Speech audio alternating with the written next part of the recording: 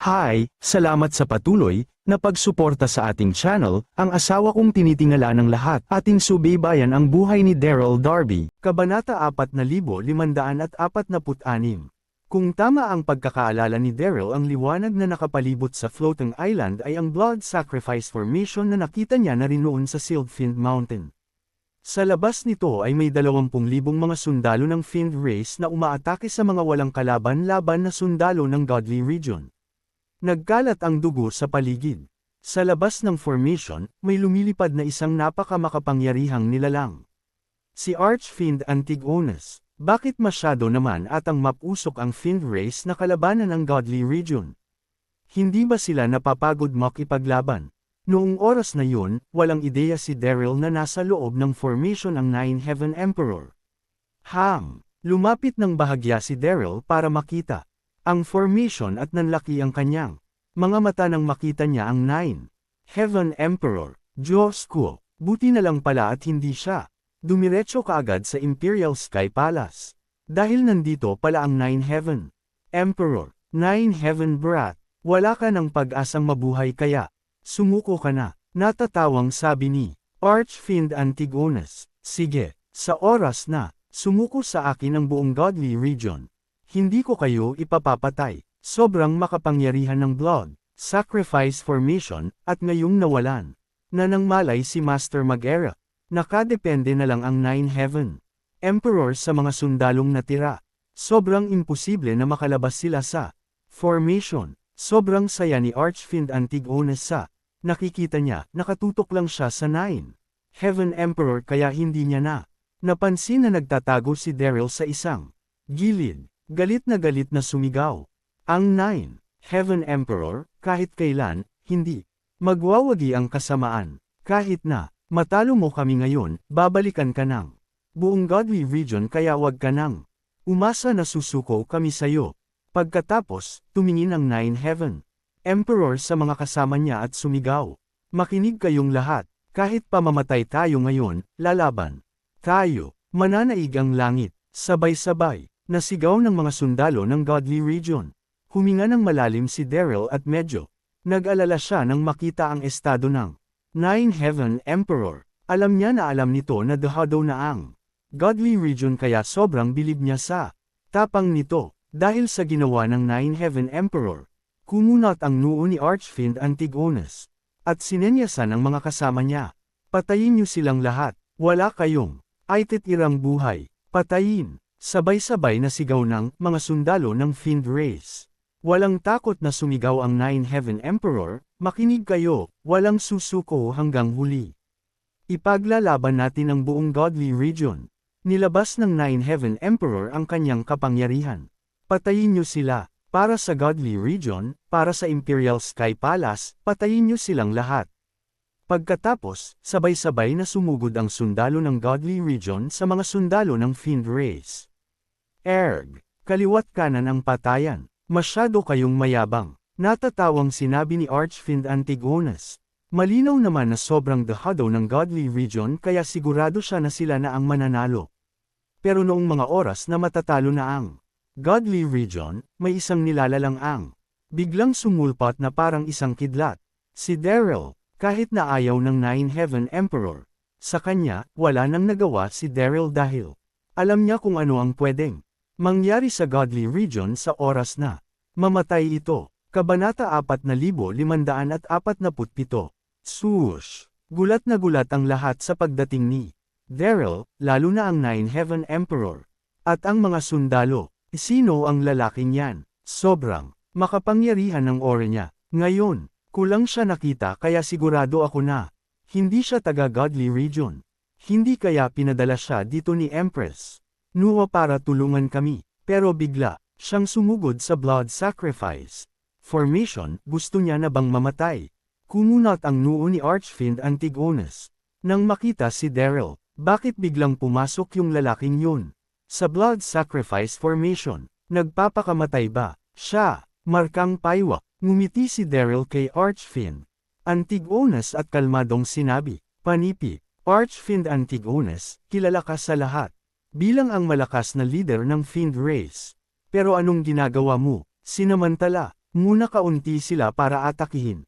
Hindi ka ba nahihiya? Lahat ng mga sundalo ng Godly Region ay nagtinginan. Ang buong akala nila ay nagkamali lang sila ng dinig. Sobrang tapang naman ng lalaking yun. Nakausapin si Archfiend Antigonus ng ganon-ganon na lang. Swoosh! Tinignan ni Archfiend Antigonus si Daryl. Mula ulo hanggang paa at galit na. Sumagot, at sino ka? Anong karapatan mong sabihin yan sa akin? Hindi mo ba alam ang nangyayari sa mga nambabastos sa akin? Bilang leader ng Fiend Race, mas lumaki ang ulo niya matapos niyang kalabanin ang Nine Heaven Emperor at ang Ancient Ancestor, tapos babastusin lang siya ng ganun ang kung sinong lalaki. Hindi natakot si Daryl at sa halip ay tumawa pa siya. Bakit? Nagagalit ka ba? Kasi sinabi ko ang totoo. Aba, ang tapang mo talaga. Sino ka ba? Sabihin mo sa akin ang pangalan mo. Nang mapatay na kita, pinilit ni Archfiend Antigonus na mamukhang kalmado, pero sa totoo lang ay bigla siyang kinabahan. Tinignan niya ang paligid kung may bakas ng mga tauhan ni Daryl. Imposibleng makapasok ang isang normal na tao sa loob ng bloody sacrifice. Pero hindi lang pumasok sa loob ng formation ang lalaking nasa harapan niya. Ngayon, kundi sobrang lakas din ng loob nito na bastyusan siya. Kabanata 4548. Maging ang Nine Heaven ay naghihintay ng sagot ni Daryl dahil gusto rin nitong malaman kung sino siya. Ako, umirap si Daryl at tumawa. Ako si Odric IX, sa mga disipulo ng Jade Immortal. Napadaan lang ako noong nakita kong inaaway mo sila at sumakit ang mata ko kaya hindi ko natiis at lumapit ako sa iyo para turuan ka ng leksyon. Siyempre, walang plano si Daryl na ilantad ang tunay niyang identity. Gusto sanang mag-imbento na lang ni Daryl ng pangalan at magpanggap na miyembro siya ng Heavenly Immortal. Pero mas malapit siya sa Jade Immortal. Para naman sa Odric IX, noong una, naisip ni Val na Nine Mainland ang gamitin, pero ang lawa pakinggan kaya hindi niya na lang itinuloy. Disipulo ng Jade Immortal, hindi makapaniwala si Archfiend Antigonus. 2 beses niyang nakalaban ang Jade Immortal at isa doon ay noong sinubukan niyang dukutin si Princess Dorothy kaya hindi na siya nagulat na kinalaban nagpadala ito ng disipulo para tulungan ang Godly Region. Walang ideya si Archfiend Antigonus na si Daryl talaga ang kaharap niya.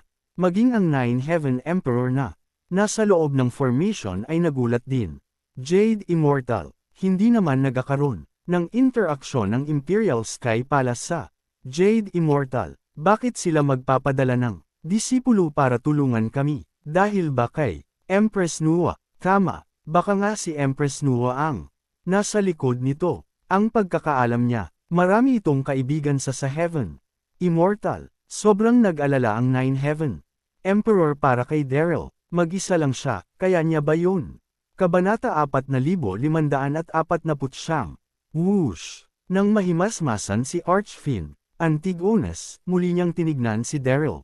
At sinabi, Hoy bata, kahit ata master mo, tatakbo kapag nakita ako. Anong niyayabang mo? Hindi ka ba natatakot? Kahit na nag-disguise si Daryl sa isang matandang lalaki, normal lang naman. Kay Archfiend Antigonus na tawagin siyang bata dahil ilang libong taon na ang lamang nito sa kanya. Galit na galit si Archfiend Antigonus. Hindi alam ng Nine Heaven Emperor kung anong gagawin niya para tulungan si Daryl. Mukhang plano talagang patayin ni Archfiend Antigonus si Odric, pero hindi pa rin nasindak si Daryl at tumawa. Bilang leader ng Fiend Race, hindi ka ba nahihiya na baka matalo ka ng isang normal na kagaya ko?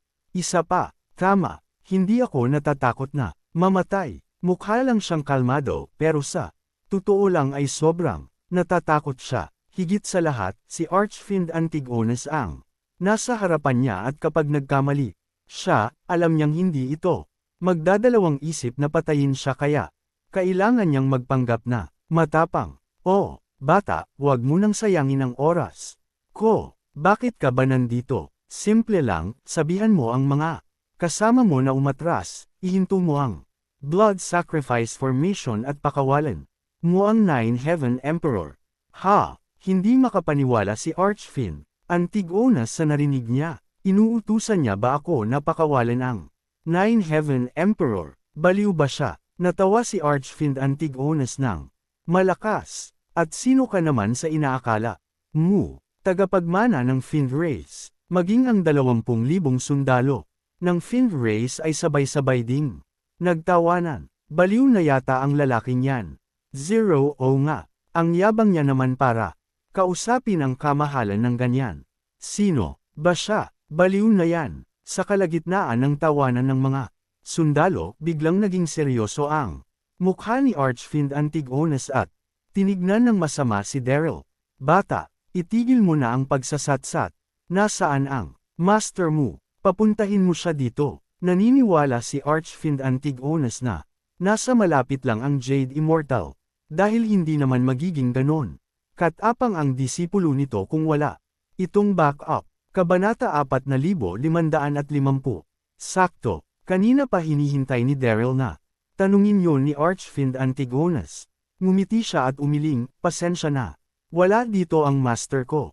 Pumunta siya sa Imperial Sky Palace. Pagkarating ko, dun, may 10 immortal na siyang kasama kaya umalis na lang ako kasi masyado nang masikip. Alam ni Daryl ang kahinaan ni Archfiend Antigonus kaya gumawa siya ng kwento para sindakan ito. Ano? Tama si Daryl. Sobrang natakot nga si Archfiend Antigonus nang marinig nito ang sinabi niya. Kung Jade Immortals lang ang pag-uusapan, hindi siya natatakot pero 10 ibang immortal, ibang usapan na. Yun, noong minsan niyang nakalaban ang Jade Immortal at ang Loot Bell.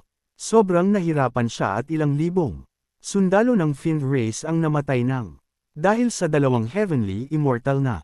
Yun, kung totoo mang may 10 immortal ngayon sa Imperial Sky Palace. Mukhang nakakatakot yon. Wow! Sobrang nagulat ang Nine Heaven Emperor at ang mga sundalo ng Godly Region, pero sobrang nabuhayan sila ng loob. Magaling, sa tulong ng Heavenly Immortals, sigurado ako na matatalo ng Godly Region ang Fiend Race. Sigurado ako na ang Senior Sister ang nasa likod nito. Malamang nag-ikot-ikot siya sa Nine Heavens para tumawag ng mga Heavenly Immortal na tutulong sa amin. Kaya naman pala wala na akong narinig mula sa kanya mula noong umalis siya sa katawan ni Blaze. Kasi nag-iikot siya sa Nine Heavens para humingi ng tulong. To be continued.